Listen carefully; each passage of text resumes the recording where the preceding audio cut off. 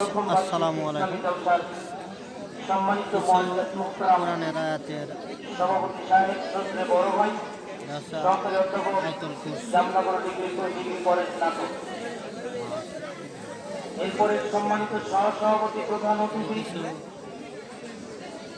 সহ মঞ্চ উপস্থিত গোলামে এরাম আমার সম্মুখে দিনদার পরেশগার ভাইয়েরা, পর্দার অন্তরের অবলাদ করলার মা ও বোন, প্রশংসা কার হবে? আল্লাহর হবে।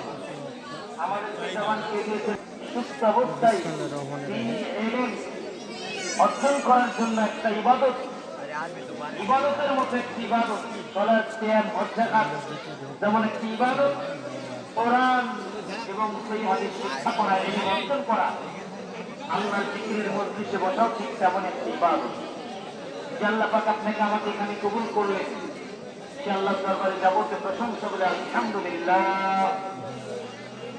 দরুদ ও সালাম বর্ষিত হোক পৃথিবীর সর্বশ্রেষ্ঠ মানব ইসলাম বিশ্বাস, পৃথিবীর সর্বশ্রেষ্ঠ মানব, যে নবীর আদর্শে আদর্শিত হতে পারলে জান্নাত পাওয়া যাবে, যে নবীর তরিকা মানলে জান্নাত পাওয়া যায়, এই নবীকে মানলে ইমানদার হওয়া